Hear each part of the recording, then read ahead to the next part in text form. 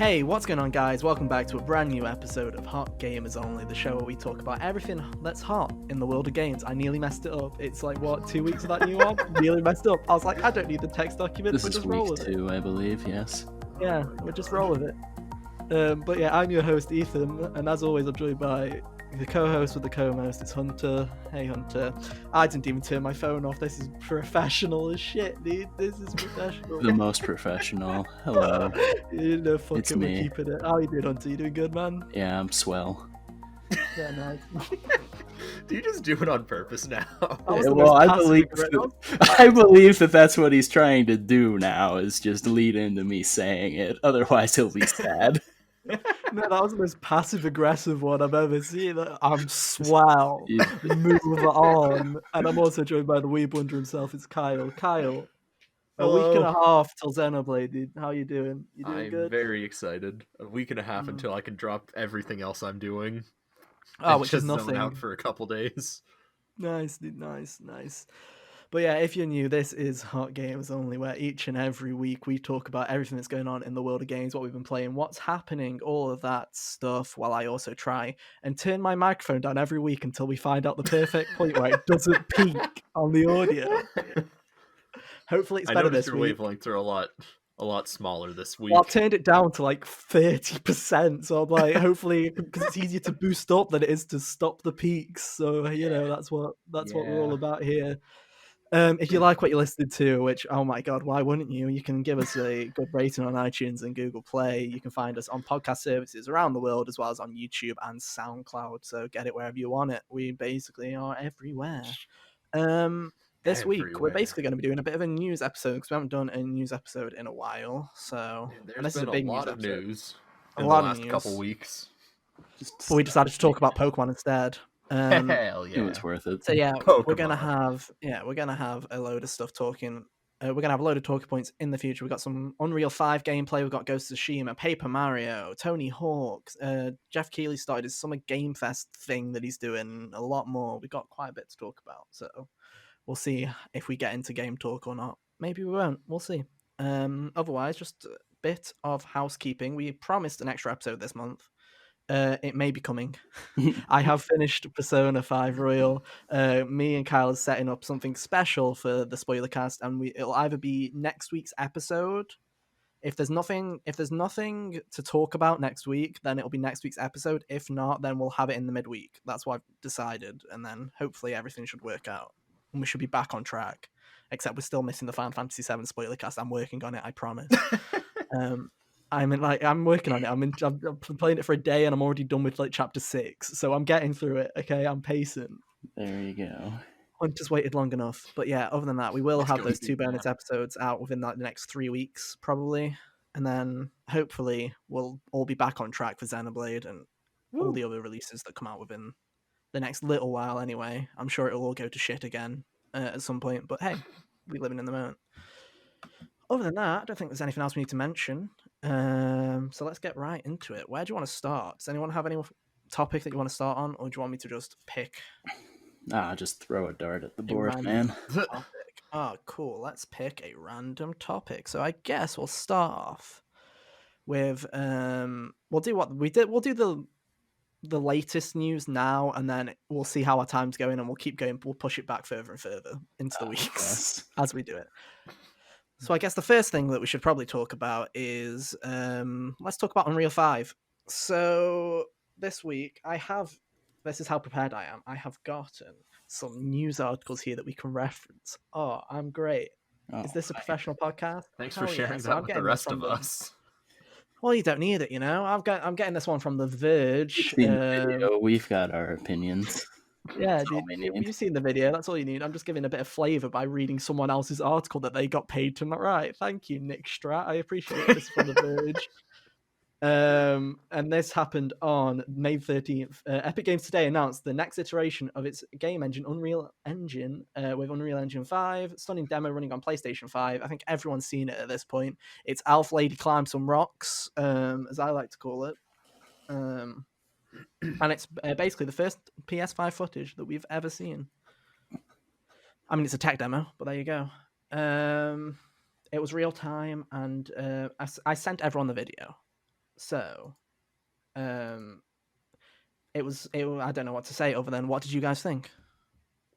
I'll I start with thought it Hunter. looked pretty good. I mean, clearly, since it was a tech demo, not everything is going to look like that for a No. couple of years, since the engine won't even be like up for grabs until next year. It's not available. Yeah, it's not available. They say they are planning on releasing it to early, releasing an early build to large developers in spring 2021, with the full release being some point later on in the year. Also, it's very important to say that Tim Sweeney, who's the head of Epic, has specified that it is running in real time on PS5, that you could download it onto a PS5 regular base model and play through that demo. Oh, that's cool. Yeah, because I believe that it was supposed to be like a thing that you would have been able to play at like GDC if that had got to happen. Yeah. So, yeah, that makes sense. More so than how it looks, because it did look and sound cool. The way that it sounds like it's going to make life easier for developers to, make it look good is what's exciting to me, because, easier time for developers to make their games good means, we'll get better games in maybe a Mhm. quicker span of time. Yeah, I mean, the two big things that they were talking about were both their little technologies that are into Unreal Engine 5, one's called Nanite and the other one's called Lumen.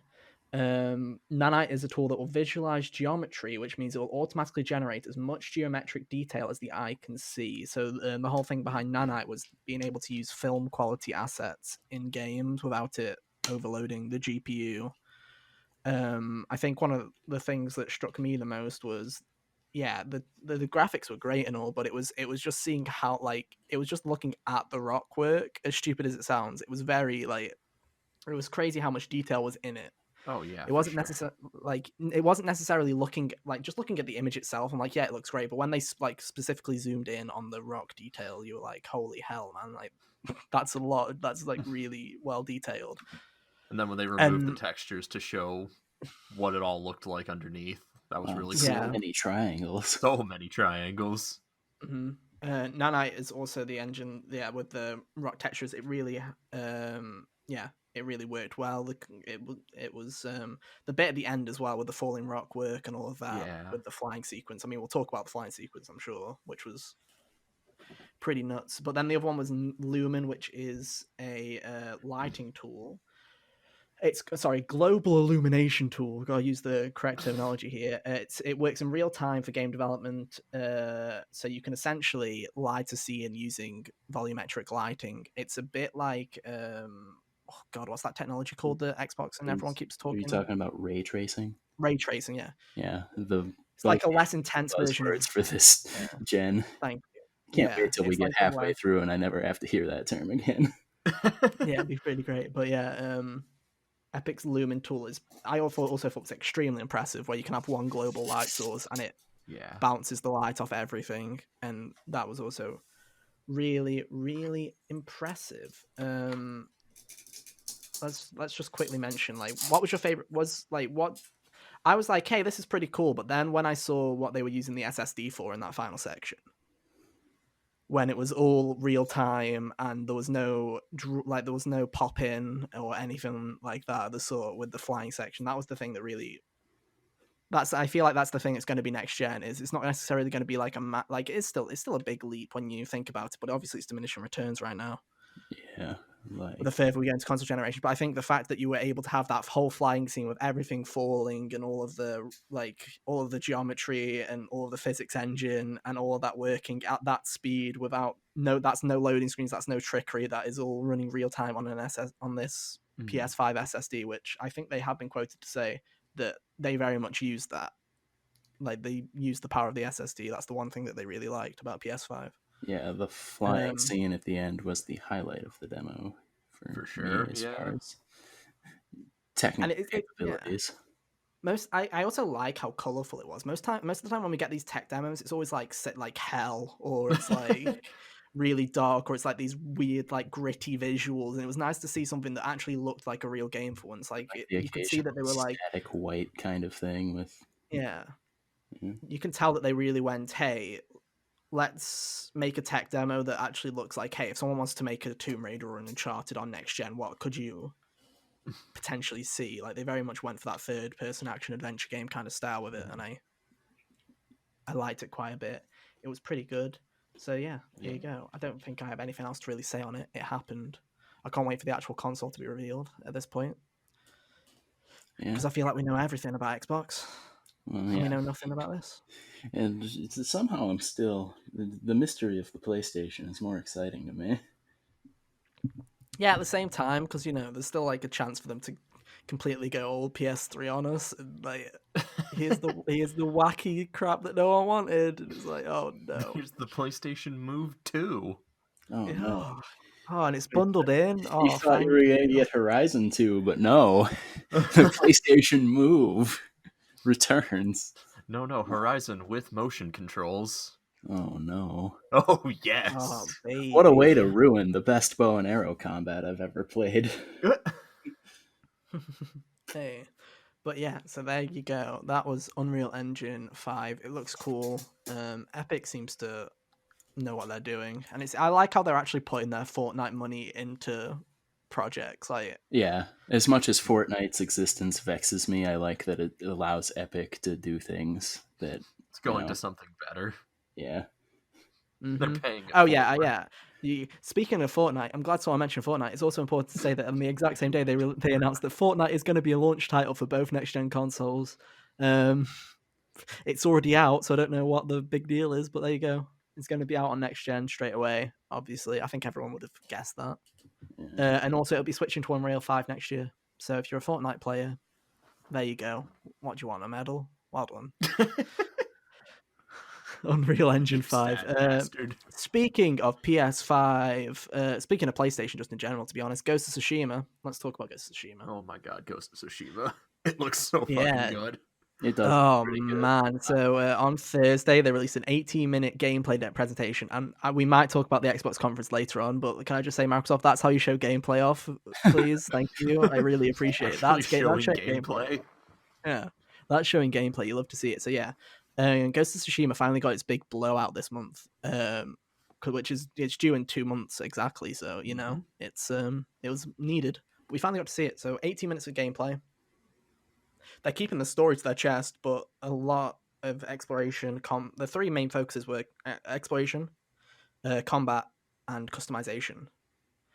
Yeah. So I haven't got an article for this because I thought we could just talk about it enough because everyone's seen the 18-minute demo here. So I feel like we all know enough. So, I don't know about you guys, but I feel like this is a culmination. I know you haven't played Horizon Zero Dawn, Kyle, but Correct. To me in particular, it very much feels like Sucker Punch saw what Guerrilla was doing with Horizon, and they saw what Nintendo was doing with Breath of the Wild, and went, hey, let's mix these two kind of games together and see what we can do in terms of their exploration styles. And I think that works to this game's benefit a lot because playing Horizon coming right out of Breath of the Wild, Horizon, while it was still great as far as like the exploring went, it felt very much like I was being led around more than I was discovering things, if that makes any sense compared to Breath of the Wild. And with Ghost of Tsushima, they managed to contextualize all the visual clues in cool little details in the world, like the wind blowing and the birds and smokestacks and all that, rather than the wind blowing is something that I can't believe. Like, I might be wrong here, some other developer might have already used this idea before, but it's something that I can't believe. When I saw it and I saw how much it makes sense, I'm like, I can't believe someone hasn't tried that before. Yeah. Like, for an open world game where it's like, I don't want these ugly like pinged markers all over the map or whatever, and we don't really want to put like a mini map in the corner. It was like, have the wind like point you in your direction. The thing I can think of to a game doing that is like Shadow of the Colossus. You could raise your sword up and it would do this cool little light beam that would point you where to go. Yeah, which is also very like context sense. Like, I really like that. Mm-hmm. I feel like that would have been a great addition to Breath of the Wild, to be honest. Like, but it really works well. I was surprised. I was like, when they were saying, "Oh, let the wind guide you," I'm like, "How's this going to work? Am I genuinely going to have to like walk under a tree and watch which way the wind is blowing the leaves off it or something?" But it's like it's a pretty obtuse, although that would have been bold. Yeah, but because that we knew that the wind would guide you for a while now. They had said that before, so I was just thinking, oh god, are we gonna have to look at like, oh, the petals are going that way really slowly, I guess, if we're going that way. But no, it's a really nice context. I really liked the bird as well, like the whole idea of animals guiding you. Hmm. You Like if can you pet see a the bird fox. flying around, you can follow it, and the fox, you can pet the fox. Game of the year. Game of the year. But no, the exploration in the world just looks really great. In terms of the combat, it looks like the Assassin's Creed game that everyone's been asking for a while. Yeah, I mean, I've been saying for a while that the way that Assassin's Creed get me to at least pay attention to their next release was set it in feudal Japan, and now I don't know if that's going to matter at the end of the day when we have this game. Something I will say about the combat is like with the like samurai duel thing that they showed off, the way that like counter worked reminded me a lot of Onimusha is a series of games that Capcom made for the PS2 that I really enjoyed that had this very gratifying like one hit kill samurai slash counter thing, and it was awesome. And I'm glad that this game could make me feel like reminded of that. The combat looks really good. The only problem I think that the only thing that I can see people thinking is a problem is obviously Sekiro came out Yeah. rather recently, within like the past 18 months. Yeah. And don't get me wrong, the combat looks great in this game and it looks fun, but it looks very like it very much is like a one-hit kill system from the looks of it. It very much looks like you can easily shred through people. In the context And of a samurai game, that makes more sense to me than whacking at things for, 4 minutes and then killing them. Yeah. Because yeah, like true. samurai, like the whole thing that they're going for is like the cinematic samurai movie type experience, and like old samurai movie duels, it was always like whoever could get the first hit in spectacular fashion was the winner. Yeah, but no, the one drawback that I'll see is I can see people who are fan of Souls games and are fans of like Sekiro, and I feel like even though I think I'll personally enjoy this combat more, where it will be like a one like kind of more methodical, like okay, I need to make sure I'm sure I make this hit correctly. There'll be some people that will be like, oh, it's too easy because you can just go around slashing and they're just dead instantly, and I can just see people making comparisons to that. But that's just the negative part of my brain that thinks that someone on the internet's going to hate every little part of it and just scream about it. So they That'll also showed the ghost happen. side. The Yeah. ghost side looked equally as cool. The ghost side reminded Um, me a lot of Sekiro's gameplay. How it did. it's a more stealth approach to combat. I really Yeah. enjoyed Mhm. seeing that. It's a crazy. It was a mix of Assassin's Creed, Sekiro, and Arkham Knight. I don't know Hmm. if you noticed it, but there was an option when he was The on he was animation above of the the dude stable. crawling Yeah, he was. away, that was awesome. Oh, that was awesome. But there was the point where I was like on the stable and there was a guy at like a fire, and it had the option to either assassinate him or multi-assassinate. And the idea there was like press triangle to multi-assassinate, and that was like that's straight the fear takedowns from Arkham Knight, which I loved the fear takedowns in Arkham Knight, That was where like the best part of that game. it was like, yeah, if you basically Kyle in Arkham Knight, if you'd scared the enemies enough and they were in a close proximity, you could essentially like get the advantage underneath them and literally take out all three of them in slow motion. So it'd be like you'd jump out of like a grate and you'd slam someone's head to the ground, and then you could quickly like turn the camera in slow motion and attack another person, and you just like fluidly do it. It was a very Um, gratifying assert your bat dominance on the petty criminals Your bat Yeah, kind of dominance. sequence. but it kind of reminded me of that, how you were able to kind of chain link kills if people are in the nearby vicinity of each other. I thought that Yeah. was pretty cool. And I like I always like the idea of having multiple ways to take on a certain scenario. Yeah, it's Mhm. always nice when there are options. And even Yes. though it does kind of ring of familiar to a lot of other things, I feel like it's contextualized in the game in a way that Mhm. makes it feel unique enough. In a way, Mhm. it's kind of what I'm looking forward to, because for the last couple of PlayStation exclusives with God of War and Spider-Man doesn't. I'm not going to count Spider-Man, but with God of War and then Horizon and all these other games that have been recently coming out with PlayStation, it's been a while since we've had a game try and improve on current standards and current ideas and kind of build upon it and make their own world. It's always been kind of reimagining everything and going back to basics, and it's nice to just I don't know. I feel like Sucker Punch is a great developer, and I feel like this is a great chance for them to prove that, hey, we can take these mechanisms and these combat abilities and make it into something that's really fleshed out and really well done. Yeah. And I'm looking forward to it, even though it very much like I say, you can draw comparisons. It's not like God of War when I originally saw God of War, I'm like, oh wow, this is brand new. You can make those. You can go, oh, Assassin's Creed, oh, Sekiro, oh, Batman, all these obvious ideas, these inspirations that they've had. But I'm not doesn't mean that I'm not looking forward to it, because I feel like they're doing a great job with it and they're kind of meshing it all really well. Other than that, other than combat, you also got to look at customization. I thought that was Sony's been doing really well with this recently, and in all their exclusives where they have the customization systems already in the game. You don't have to. I know it sounds stupid, but there's so many games nowadays where you have to pay for it. Like, I'm sorry, I know it's been a while. I'm bringing up fucking Persona 5 again. I'm so sorry, everybody. But in Persona 5, if you want any other costume in I finished it. in Persona 5, if you want any other costume that isn't the metaverse gear, if you want to use anything else, you have to pay for it. There's no like, do something cool in the game and get rewarded with a new outfit. It's give me money. Same with a load of games. It feels like a load of games. Assassin's Creed is also like that, where it's like you have your costume, and if you want any of these other cool costumes, give us the money.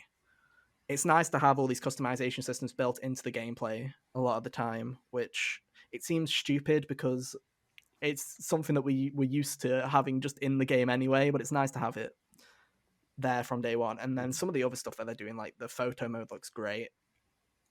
The black and white mode was a cool touch. Black and white mode. Yeah. The fact that you can play the entire game with a monochromatic film reel kind of aesthetic is really great. And the fact that they turn up the wind, I don't know if you mentioned if you heard them say that, but they also say when you're in that mode, they like turn the wind system like up to 11, so everything's like blowing really fast, awesome. Like in the films as well. So it's like it changes the environment as well, which I thought was pretty cool. And then other than that, I don't think there's anything else really to mention. We don't really know much about the story. There's a Japanese voice track if you're into that. There was one. They didn't show subtitles, so I really hope that I remember being struck by that I forgot to mention when we were talking about that. They changed the aspect ratio when you actually got into the combat to make it look more cinematic, and I was like, "Oh, Doctor, that's sweet." Yeah, that was pretty cool when that first hit, when it goes straight into the cinematic aspect ratio was pretty cool as well. So now a lot of good things from Ghost of Tsushima. It went from a game that I was really excited for, but I didn't know, like, I was like, I'm excited for this, to like, okay, I'm going to play this on day one. I need to play this. It definitely got me excited for it. Yeah, because when we had mentioned it on the podcast before, you were like, I don't even know what that is. It's true. I didn't know anything about it. And now I feel like I know everything except that story. It feels like it's been inevitable. Since Sly 1, they have always had it, like they've always talked about feudal Japan in their games. Like they've always had little nods. Like one of the first ancestors in Sly Cooper that they ever talked about was Ryuichi Cooper. And I think the closest they ever got with that is the China level in Sly 3. Yeah, as well, yeah.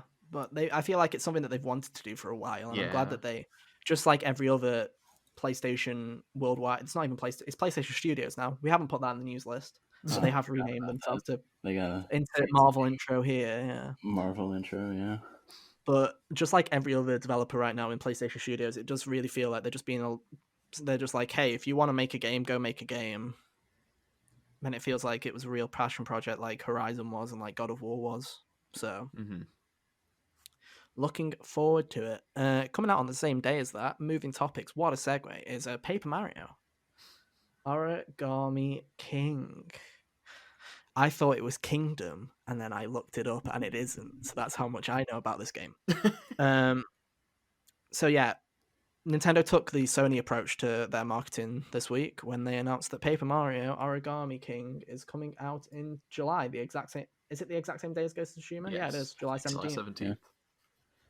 Yeah, so now you have this, where it is apparently, here's the official description from Nintendo. I hope you're ready for this. I hope all the lore nerds are ready for this.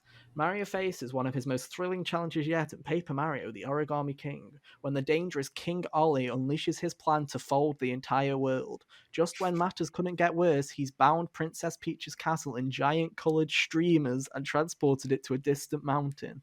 He's even transformed Bowser's minions into folded soldiers and enlisted them in his treacherous cause. So there you go. There's a new Paper Mario game. I've never played a Paper Mario game. I'm not into it. So I would like to hear from you guys what you think about it. Of having, well, it's Cal especially. You've played Paper Mario. I have, yeah. So what did you think as a Paper Mario fan? So, and then I'll tell you what I think. So one thing that I really hate about the post Super Paper Mario games, besides everything about Sticker Star, is in the first 3 games, the paper aesthetic was just a design choice. It wasn't what the whole story was based around. But now it seems that they just lean way too far into that. And I'd rather just have a good game with a nice art style rather than a gimmick thrown in, like origami or color or stickers. It's like I don't know, dude. I mean, they're eventually going to run out. Eventually. I mean, to this one's credit, origami feels like something that you could work with the whole paper thing a little bit more than color and stickers. A little bit, yeah. Yeah. But I don't know. This is a game that I'm like cautiously optimistic about because there was also a bit of gameplay shown separate from the actual reveal trailer, and the combat seems to be kind of a return to form for how it was in like Thousand Year Door and Paper Mario 64. But I don't know. I'm gonna wait until I'm gonna hold judgment on this until we see a little bit more. I mean, from the looks of it, there has been, like you said, you have seen a bit of the combat already. There was like a random, I think it was in the Chinese trailer as well. Yeah, and only in the Chinese trailer they showed that there's a partner. It looks like there's a partner system in the game again. Yeah, so that'll be which nice people because that's what have been waiting for a while. Yeah, because Sticker Star and Color Splash got rid of that. Oh, yikes. And I don't count. And then other than that, I don't count Super Paper Mario in that because it's completely different from the first 2. Because my whole experience with Paper Mario is I never even heard of Paper Mario until I heard people bashing on Sticker Star. I hadn't even heard many people even talk about Paper Mario before then. And then obviously Color Splash came out, and Color Splash just was a thing that happened. And some people were like, "Hey, it's better than Sticker Star." Some people were like, "I still don't like it." I was like, "Cool, let's everyone move on with our life," because it was the last year of the Wii U anyway, so who cared? It's like, yeah, and then, Color Splash was better than Sticker Star, but it also wasn't not a very good. high hurdle, apparently. It's a very low bar. Exactly. So I don't know. Never played a Paper Mario game, but I've always been interested in like the first 3. Like I watched a Let's Play of Thousand Year Door, and it looked really interesting. And I've always wanted to play at least 64, Thousand Year Door, and Super Paper Mario, but I've never been readily accessible. So I hope this one is good because I want to try one out. Yeah, I don't know. I said this when it was announced. I've been very, when games have been announced for Switch and it's franchises that are new to me. Like I had never played Fire Emblem. I had never played Xenoblade. I had never played any of these games. I was being like very optimistic, and I was like, you know what, I'm gonna give them a try. I'm gonna, I'll see what all the fuss is about. I'll give it a go. This game, there's just something about it where I'm like, it doesn't click. Yeah. I'm just like, maybe it's because I'm like, Paper Mario?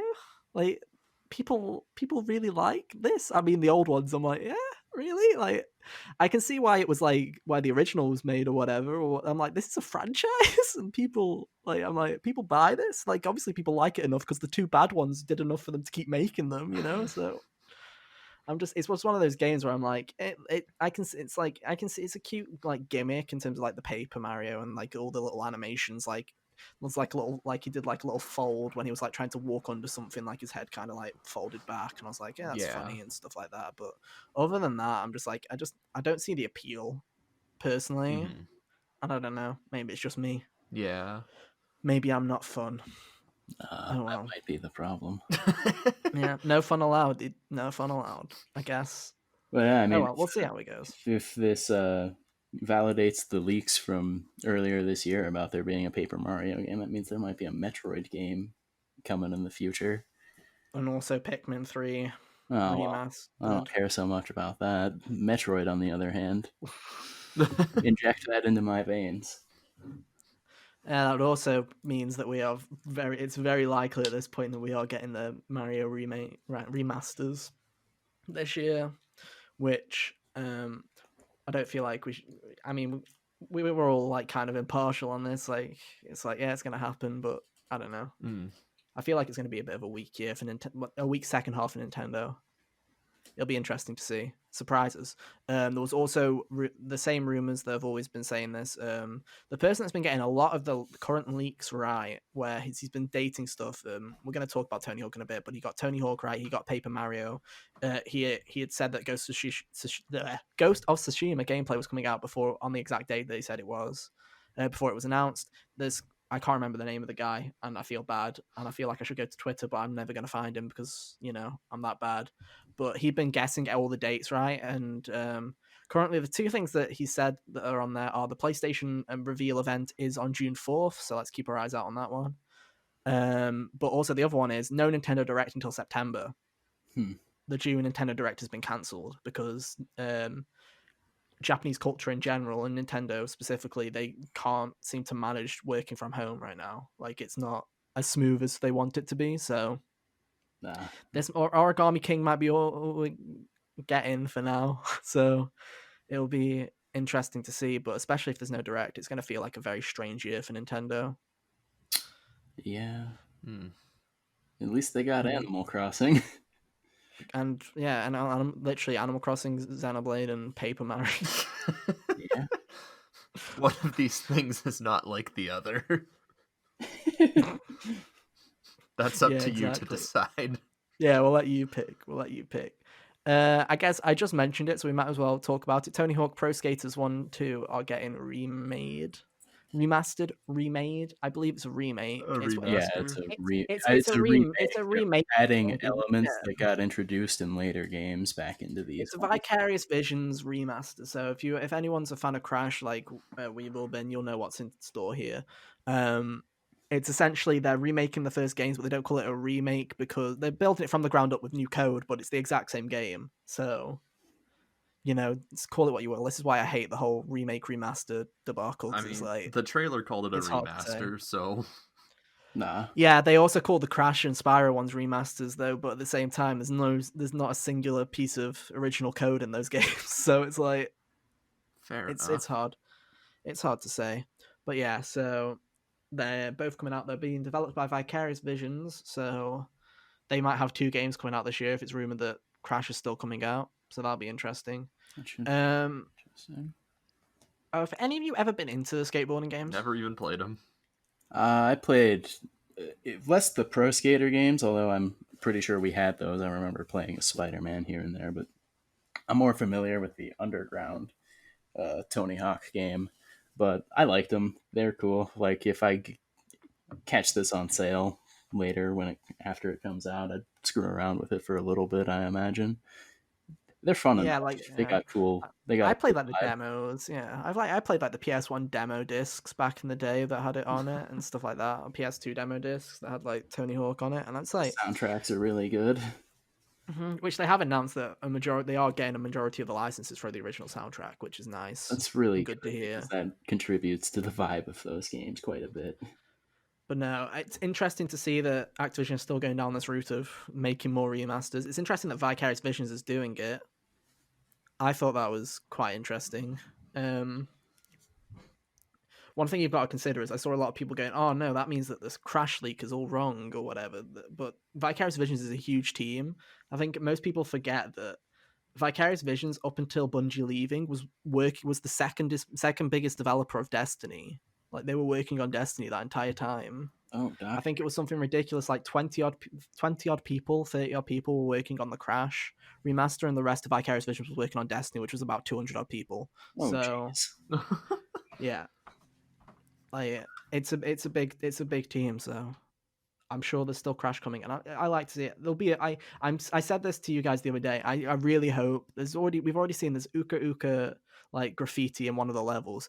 I'm praying to God. We said Crash originally. I want the guy in the Crash Bandicoot costume to be a skater, and if please make my dreams come true, because I feel like that's something that is possible now that I've thought about it, and I feel like it'd be a really funny Easter egg. So please do that, Vicarious Visions. I'm begging you. You brought back the meme, so put him in your next game. It's as simple as that. Other than that, we've just got a couple of little mini news pieces now, really. Do you want to talk about some of the games that were at the Xbox conference, Hunter? Basically, Xbox had this big press conference. Well, it wasn't really it's inside Xbox, I think they call it, where they showed some new quote unquote gameplay for the next generation. Sorry. Some good cutscenes. So yeah, we'll talk about some of those. I don't know which ones you want to talk about, Hunter, but I think I have an idea. So we're not going to mention all of them, but we're just going to mention some of the main couple. So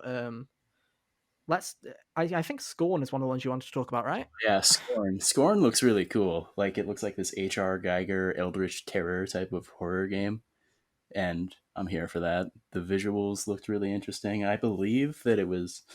I looked up another trailer that came out a couple years ago, I guess, and it has like I don't know, it's like a first-person shooter type thing as far as gameplay, but it's supposed to be like very creepy. It's interesting to me, at least. Yeah, like one thing I saw from when I was watching this conference, there's a lot of horror here. Like they showed off a lot of horror.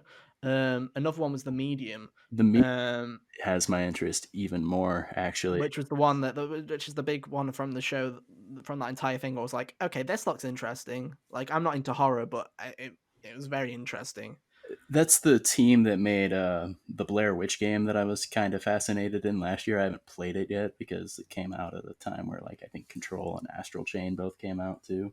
But they're also responsible for like Layers of Fear and Observer, which are two other horror games that I've not gotten around to playing yet. But they've Stuff like you always got a been on my backlog. radar. Is the point, Yeah. and they got Akira Yamaoka, the composer from Silent Hill, on Ooh. this project, and that's really good because sound is very important to horror games and as far as curating the vibe and all that. So I'm very interested in seeing where the medium goes. Yeah, Medium was pretty interesting. I don't know what the other one you wanted to talk about was, Hunter.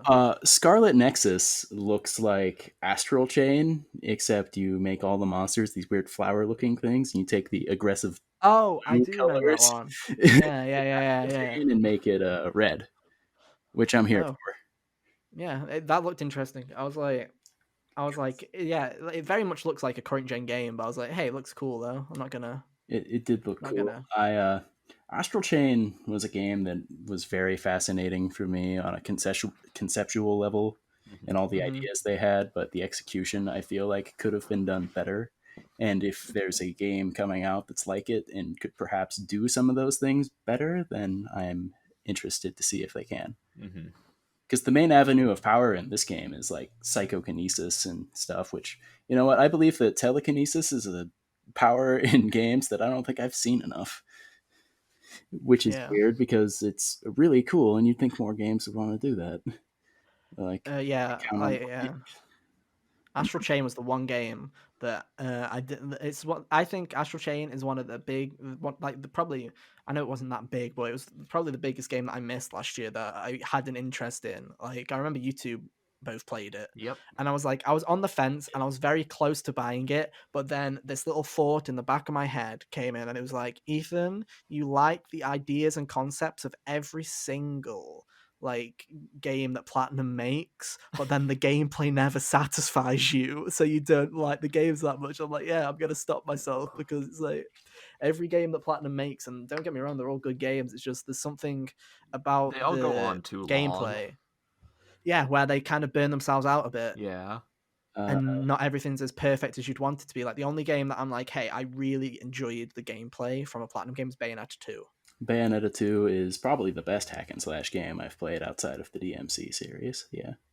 It's really that game's just really fun, and it doesn't overstay its welcome like most Platinum games. It's like done in like 10 hours, Mhm. Yeah. and it's shorter than the original, which I liked. I was like, I'm pretty grateful for that. They're better at 'Cause- pacing that. I thought it's been forever since I've played Mad World. Kyle, you played it recently. How long did that go on? Well, like 10 Was it too hours. long? Nah. I okay, didn't think it overstayed its welcome. Okay. It is that a just, Platinum game? yeah, Yeah, it's a Platinum game. I think it was the first one they released under I think that I name. think Mad World just felt longer because I was taking breaks like every day, Oh, that makes sense. just because motion controls. Yeah. Yeah, but no, my whole thing was with God, I keep forgetting the name Platinum Games. Why am I blanking on it? But no, my whole thing is I always like their ideas and what they're going for, but then just something about the finished product that just doesn't click with me. Another Um, positive as far as Scarlet Nexus is that the character seems to be one main character who talks, Oh my and god, bless up. not this weird like divide between your silent insert character and your annoying moral compass where you could have just made one fully functional character. I don't understand why they separated them. who knows? Heyo, Guess we'll Astral never know. Chain. But no, I'm looking. I'm looking at now that you've reminded me. I am kind of looking forward to Scarlet Nexus. It's definitely one of those games that I might not pick up at launch, but it'll be definitely one that I'll keep my eye on Yeah. to see how well it's seen. Couple little ones that I should probably mention. They showed Dirt 5, so if you're into Dirt, there you go. There's more Dirt. It's not even me being like, that's not even me trying to be sarcastic. know, It's just that's the just a funny statement. part. It's a racing game. It's just a racing game, dude. I'm sure you like. I'm Troy Baker and Nolan North are in it. So there you go. If you want to play it, play it. Yakuza Like a Dragon is also announced for Series X. It's not announced for PS5, but it's coming out on Series X. So there you go. Make of that what you will. Yakuza over like the past year and a half really has really been going in on trying to get people on Xbox to play it. And I mean that's good for them, and I hope it's working for them. But I don't know. It just seems weird to me that Sega keeps pushing Yakuza on Xbox. But hey, I don't have the numbers. And then the final one, which I do want to quickly talk about a little bit, because we can have a discussion on what classifies as a gameplay trailer with this one. Assassin's Creed Valhalla by Ubisoft got announced, and then they show gameplay at this Xbox conference. The first Assassin's Creed in a long time that I'm slightly interested in it, and yet they won't show me gameplay of it, the cowards. So yeah, they were like, the whole thing behind this Xbox conference was, hey, we're going to show you 13 new titles, and we're also going to have the world premiere of Assassin's Creed Valhalla gameplay. And I didn't send you the link to this trailer, Kyle, because I forgot that it was part of the Xbox conference. That's how great this trailer is. But if you can call pan shots gameplay, then it's incredible gameplay. You don't see any HUD or any combat. You just all see it from like third person cameras from far away, and it's like it's really, really. It was a bad trailer. I don't know if you saw it, Hunter. Yeah, I did. By gameplay, they basically meant that it was like in engine, I believe. It wasn't actual. Yeah, like in engine things shots, that you were doing. cutscenes. Yeah, things you were doing from a third person, like from a third party perspective. Like if you were looking in on someone playing the game in Yeah. engine, that's what it kind of looked like.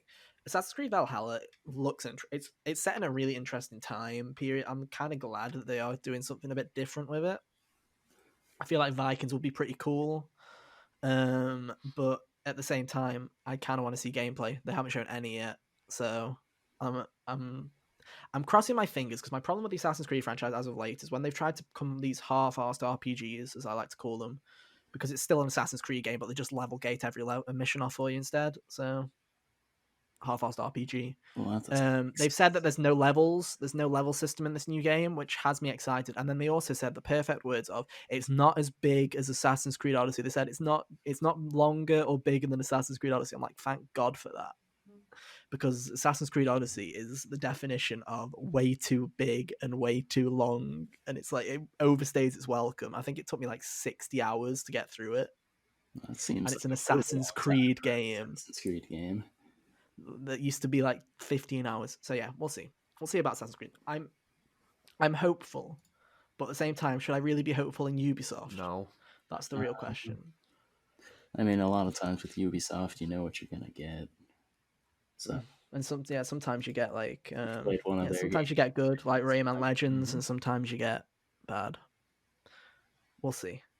We'll see. Other than that, have I forgotten any other piece of news? Yes, I guess we'll just very quickly touch on the tragedy that is this whole Last of Us 2 debacle. Um, for many of you, I'm putting it this late into the fucking thing because why not? For those of you who are not aware at this point, and somehow got through this entire podcast not knowing this, The Last of Us 2 has been leaked.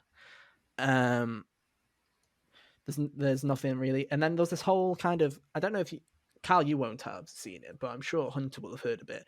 There was this whole story going around that it was someone in house that leaked Yeah. it, Oh for a yeah, and then while. that got disproved. They and thought then it and was then it was someone outside of it, and then it had this whole like controversy where people were like, oh, it's Naughty Dog mistreating their staff again. It's like, oh no, Naughty Dog is mistreating their staff, but it's not a Naughty Dog person that leaked it. This is some hacker guy. And then it's just like, it's kind of all blown up. So this is coming from Jason Schreier, Lord and Savior of the games industry. After talking to two people with direct knowledge of The Last of Us 2 leak, as well as some Naughty Dog employees, I have a good idea of what happened. Short version, hackers found a security vulnerability in a patch for an older Naughty Dog game and used it to gain access to their servers. what? Now, if this isn't the biggest IQ, like hacker play that I've ever seen in my life. It's like pretty incredible. That's actually Like, you really think it's something out of the impressive. Matrix. You think it's something like out of the Matrix. We're going to use an old Naughty Dog patch from a random game to get into their servers. Like, That's like the ultimate backdoor approach. That is. yeah. Mm. So I'm gonna, from what I can remember of it, the short answer was they used like basically one of the onlines for either The Last of Us or Uncharted used like a password that the game pushed to their servers to get access to some data, because not all the data was on the drive that you needed to play the online. So someone found this and then got into the servers, and then they like did their hacker magic and moved from Uncharted to Last of Us 2, and then got all the Last of Us data out of there and just posted it on the internet, because No, why not? that's don't leak, We've already guys. it's stupid. It's stupid. We've all seen it, and I just hate the whole thing around it. It kind of sucks, you know. Like, I was looking forward to it, and luckily, I'm not going to be one of those idiots that sees a couple of things and be like, "Oh, this game's ruined. Absolute garbage. SJW propaganda." No, like, I don't care. Like, this is, got to wait to play the full game. Yeah. Like, this hacker obviously had had everything that he needed and went, which 3 bits of information can I crop out of the story entirely and just show to make people triggered? And that's what they did. And he did a great job of it, apparently, because now the world is against The Last of Us completely. But yeah, so we're not going to mention it much. But yeah, if you're avoiding Last of Us spoilers, good luck, because they're everywhere. To the extent that I think the entirety of the game is basically out there now at some point. Like, at least the story. We know the majority of the story now. So there you go. Other than that we did quite a bit of news. That was a lot of news. 45 minutes worth of news. There we go. I think we've covered everything. Did I forget anything? Jack wanted us to mention very quickly that Smash got banned at Evo. Lol. Rip Nintendo's netcode. Yep. Mm-hmm. For those who don't know. Nintendo promised to improve Nintendo Switch Online as a service, which probably means they're adding more SNES games and not fixing the servers. So that'll be fun. And then other than that, I think we are good in terms of news. Has anyone been playing anything interesting before we wrap up the show? I've been very I know you've been playing going through Silent Hill, and I could talk about how Silent go for Hill it. 2 is great since I beat that one already. That game, talking about the second game here, it had been a long time since I had played it before. Like, I played it back in middle school, and basically it had been so long I remembered people talking about it on the internet more than I had actually playing it by the time I played it a couple weeks ago. But I always knew in my bones that it was like the best horror game I've ever played, and I can say with confidence that it is still the best horror game I've ever played. The way that game creates an atmosphere that just instills a feeling of dread is really good. Like, the sound design and all that is great. You don't come across an enemy for like the first 20 minutes, and I was pretty confident that that was how it went when I turned the game on again. But like, walking through on your way to the town, you'd hear like footsteps that don't match up with yours. Like it was something else that could be like lurking in the Oh fog yeah. and all that. And that just kind of instills a feeling of uneasiness. As far as like the soundtrack goes, it always has like, it's not like this overtly scary type of thing. It's more like reflective almost, which goes really good with the psychological themes of the game. Yeah, Silent Hill Nice. 2 is great. It's got a Yeah. really good story too. Yeah, And Silent Hill's one of those games that it's just like, I remember when PT came out. oh yeah, what could have For anyone who doesn't know what PT is, the playable teaser that was the last thing that Kojima really worked on while at Konami.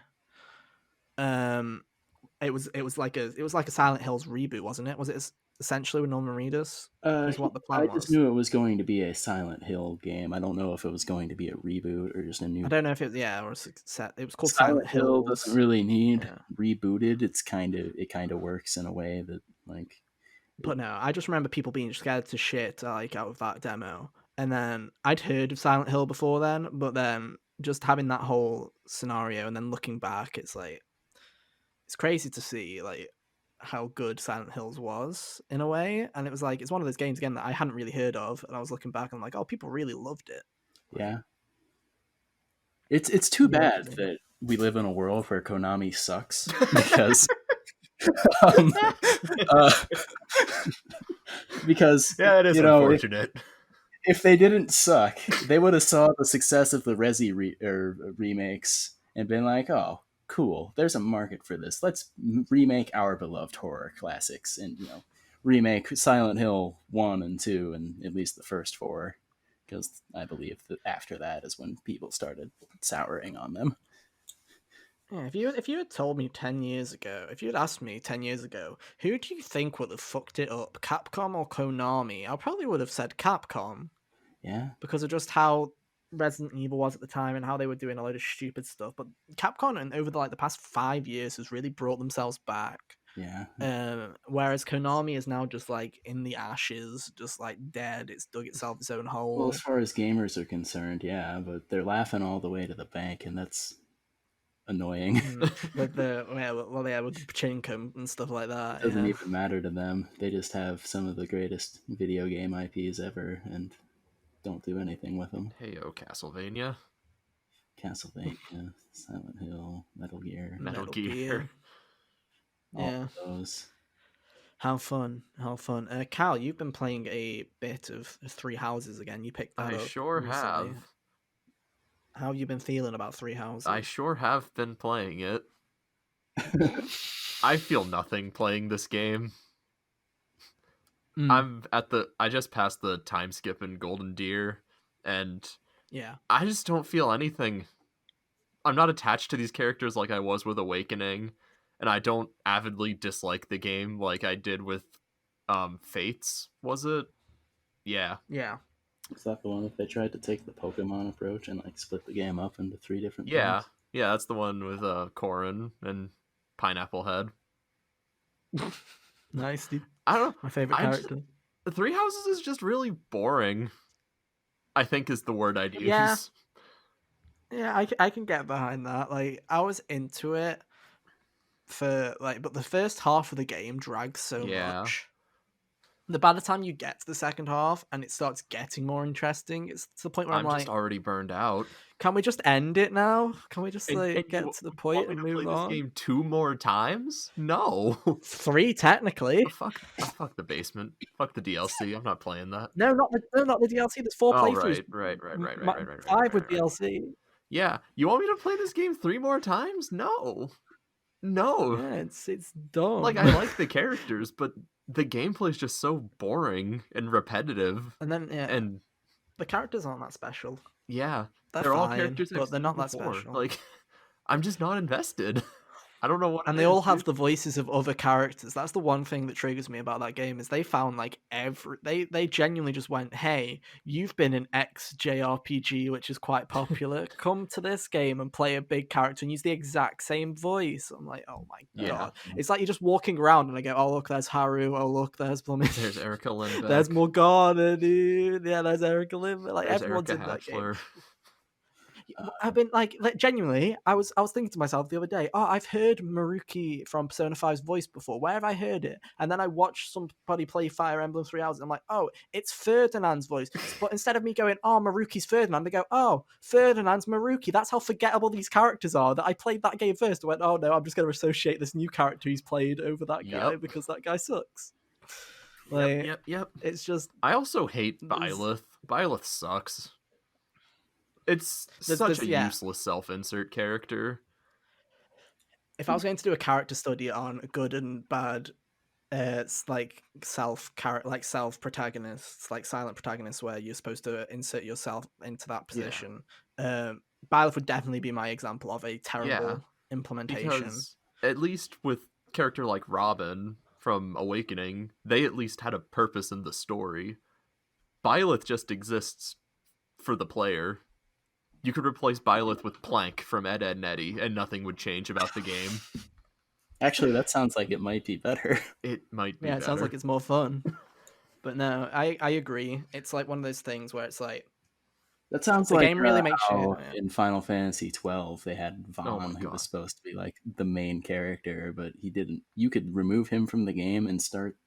You could start the events of the game when like Balthier shows up, and nothing would change. The thing is with that, at least Vaughn had a voice actor. Yeah, Byleth says nothing stuff like that.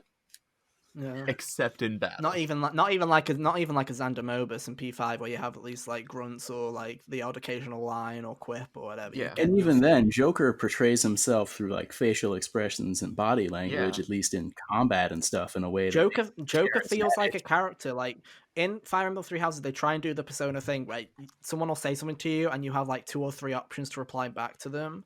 But the difference is you feel like you've actually said that in P5. You feel like you've actually expressed yourself. Whereas in Fire Emblem 3 Houses, all 3 of the answers will just lead to the exact same voice It's the line. Nintendo thing where your dialogue choices mean nothing. Oh, yeah. It's just you don't see anything with that character. I mean, even then, there's still ways to inject personality into it if you do it right. Like all of Link's stupid jokes that he made in Breath of the Wild were fantastic. That's the most personality Link's shown since Wind Waker. Yeah, but at the same time, he has a voice. Link has a voice. As well in that game. Byleth literally says nothing. Yeah. Like he has the occasional like grunt noise and stuff like that. And when you like the only time he talks is when you like click on him on the battle, like when you select him to move. That's the only time he ever speaks in that entire game. Another thing that I noticed in like the second half of the game a lot is that there'll be moments where there'd be a cutscene one-on-one with Claude for story, and it would just stop Claude's dialogue and have a text box show up with one option, and it's like, okay, why couldn't the voice actor voice this? Like, was that really such a problem? It just doesn't feel right. I don't get it, dude. Yeah. Byleth is the worst part of the game. Byleth sucks. Yeah, dude. Not about both games they've been in, they suck. What are you talking about? Best Smash character, dude? No. Best Smash character. No. Yeah. No. You love to see it. You love to see it. And I can't talk about anything that I've been playing because that's next week. I finished P5. That'll be a podcast, either next week's podcast or a midweek podcast. And then I'm playing Final Fantasy VII, and we've spoken so much about that on this show that I feel like I'll just wait till the spoiler cast and you can hear everything I have to say on the spoiler cast. So there you go. Other than that, I think we can wrap it up there. I think we've talked about everything that we want to talk about. I believe so. So yeah. Hunter, where can people find you? YouTube.com/ReaperHunter23. Nice. Good to hear. And Kyle, where can people find you? You can find me on Twitter at KDavisSRL. Also on Twitch, same thing. Twitch.tv/KDavisSRL. I've been going through Crash 2 speedrunning and been bashing my head on that wall. You got a PB yesterday. I sure did, dude. 126.29. Getting closer to that goal of the sub 125. Get hype. Which I may or may not have already achieved by the time this episode goes up. I don't know. I mean, we'll see. We'll see. I still have my runs to do. Yeah. You got it. Yeah, if you want to keep up to date with news on when I upload videos, hey, they're getting closer. I finished Persona 5. I might actually be able to write something now. I won't. I'll just play Final Fantasy instead. Hell yeah. But you can keep up to get twitter.com/waterjames_. You can find. I'll update you there. Or hey, just check out the Gigas Twitter at the Gigas YT for updates on this podcast and everything like that. Coming up in the next few weeks, like we said, next week it will either be a Persona 5 spoiler cast or we'll probably do a topic episode with Persona in the midweek. And then the week after that, it will be, you won't want to miss it, it'll be our Xenoblade Chronicles Definitive Edition First Impressions episode. Woo! It's finally happening. A new game is coming out. Can you believe it? Wow. Oh, Doctor. I'm so excited. So yeah, look forward to that. We'll see. We'll see what happens. But until then, that's been our show. Make sure to give us a good rating on iTunes and Google Play. I'm going to keep saying it because please, we need it. I've been told that we need it. I don't know why we need it, but we need it. And yeah, get in contact with us at the Gigas YT. Use the hashtag HotGamersOnly if you want to get into contact with us. But other than that, that has been our show. We'll see you next time for more. And until then, bye. See ya. Toodaloo.